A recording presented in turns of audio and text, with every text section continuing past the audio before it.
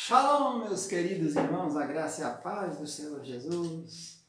Aqui, pastor e professor Ilmar Satemeric Heller Kaiser, alemão, presbiteriano. Chegamos aqui com meu penta-avô, Conrado Sater, em 1837, primeiro da Igreja Luterana e depois presbiterianos. E por fim, nós receitamos o Espírito Santo, fomos batizados com o Espírito Santo e nos tornamos pentecostais. Hoje nos reunimos no Ministério Tabernáculo, que é uma denominação fundada aqui nas Minas Gerais, em Lajinha, há 52 anos. E esse ministério tem esse nosso Seminário Tabernáculo, que é mantido pelo CCBB. CCBB é o Centro de Cultura Bíblica Bereshit, é uma empresa criada com o fim de ensinar teologia para quem interessar possa. Nós estamos aqui desde 92, ministrando e aprendendo teologia, mais bibliologia, estudando a Bíblia Sagrada. E eu quero deixar aqui uma lição para todos que estão nos assistindo. Procure ler a Bíblia toda. Faça um plano de leitura anual, no mínimo 3 capítulos por dia, para você ler ao menos uma vez por ano. É de suma importância para quem está estudando teologia, ter um conhecimento bíblico pronto, disponível para se entender as palavras e as revelações de Deus. Nós estamos ministrando as aulas de eclesiologia do livro 3, chamado Teologia Básica. Teologia Básica tem 6 livros, nós estamos no livro 3, essas são as aulas de eclesiologia, estudo da igreja. Na aula passada nós falamos sobre os objetivos, a função, a missão da igreja, os alicerces da igreja, as funções, já falamos sobre os cargos, funções, objetivos de governança, o modelo de administração. E a última aula que nós apresentamos aqui foi a aula de número 6, fizemos um resumo do quadro chamado 7 Tempos da Igreja, mostrando um pouquinho da história da igreja, baseado em Apocalipse capítulo 2 e 3, as 7 cartas do Apocalipse, as 7 cartas às igrejas da Ásia, Mateus capítulo 3, 7 palavras do reino, Eclesiastes 3, os 28 tempos da vida dividido em bloquinho de 4, cada 4 é uma igreja, e os 7 Espíritos de Deus, lá no livro de Isaías capítulo 11. Hoje vamos falar um pouquinho mais sobre a missão da igreja. A gente fala missão, né? Muito cantado, muito falado, missão, tem até um corinho, missões, missões. Quem quer fazer missões, né? E nós temos também a palavra missão, tem a palavra missionário. O que é um missionário? O que é uma missionária? Hoje em dia a gente entende missionário como missionário pensando aquela pessoa que fica orando, né, por revelação para os outros, que você vai buscar uma direção de Deus lá com ela e tal. Mas não é isso, a palavra missionário tem a ver com missão. É uma ida para algum canto, é um ir anunciar alguma coisa. Paulo fez viagens missionárias, 3 viagens missionárias, partindo de Antioquia, né? Passando pela Ásia, passando depois, chegando até a Europa. E depois ele foi na 4ª viagem preso para Roma. Então, missão, missionária, você não tem esse termo na Bíblia, já não encontra no hebraico, nem no grego, no Novo Testamento, esse termo. Mas a missão, o que é? A função, é o objetivo, né? Qual que é a sua missão? Qual que é o seu objetivo? O que você tem que fazer? A igreja tem uma missão, que é levar as boas novas. A boa nova é Jesus morreu, pagou a sua conta, ressuscitou e está pronto para te levar para o céu. Então a missão da igreja, ela está bem implícita, está bem explícita e implícita no livro de Atos dos Apóstolos, né? E eu creio que o maior versículo é aquele que está lá no capítulo 1, versículo 8, que diz assim: recebereis poder ao descer sobre vós o Espírito Santo e sereis testemunhas.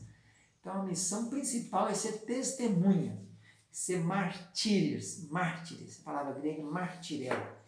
Então, se o reinar de Deus é importante para o estudo da eclesiologia, Deus tem que reinar na sua igreja, e a igreja é a continuação do reinado de Jesus na terra, a missão é essencial para a aplicação do reino.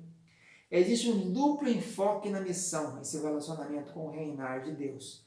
A missão tem um aspecto interior, que é a aplicação pessoal do ensino e da vida do reinar de Deus na minha vida, e o aspecto exterior, que é levar a mensagem do reinar de Deus aos demais, que seria o chamado evangelizar.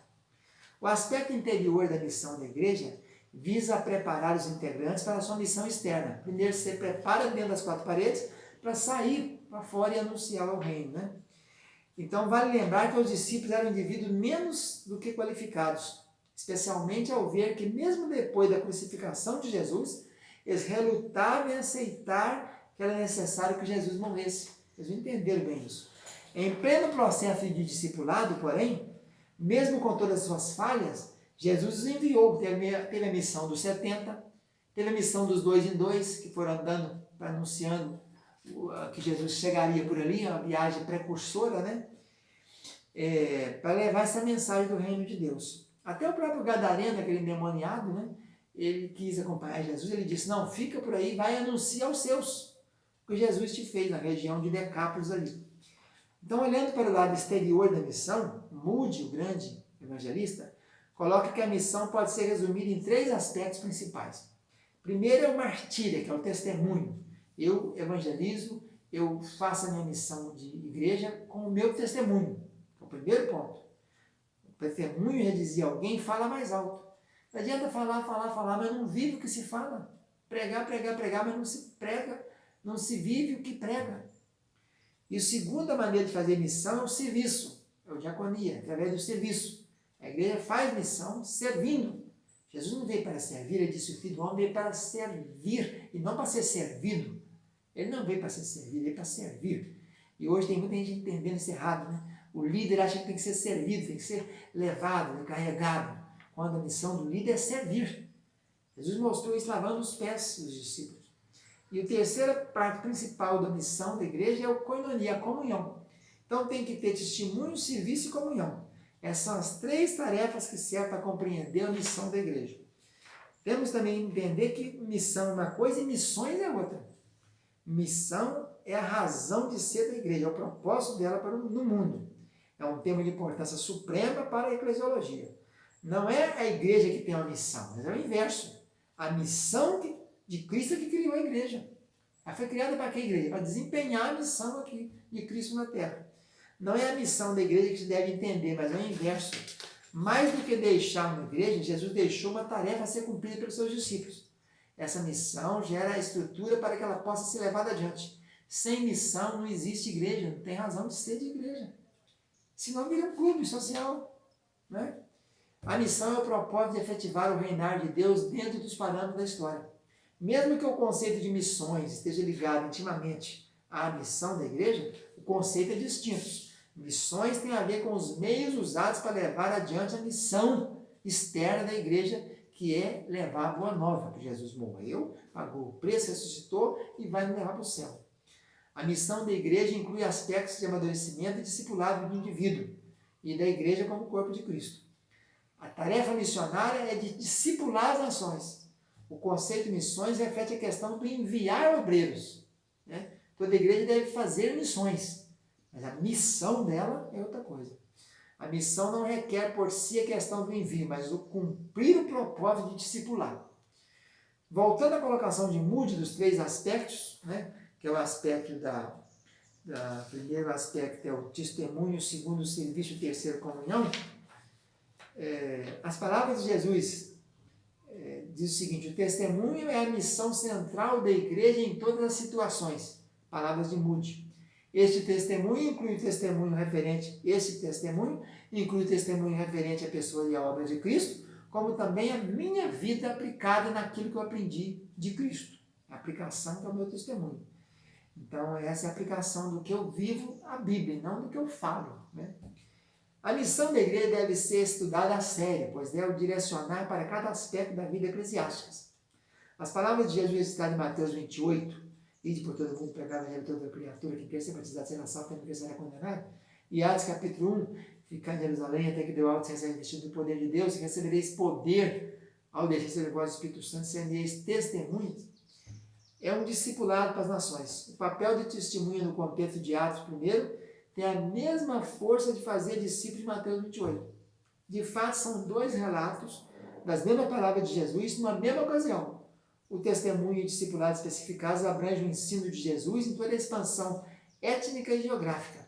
A missão da igreja deve reger todo o esforço, direcionando toda a atividade e estrutura para que ajude a cumprir o propósito da igreja.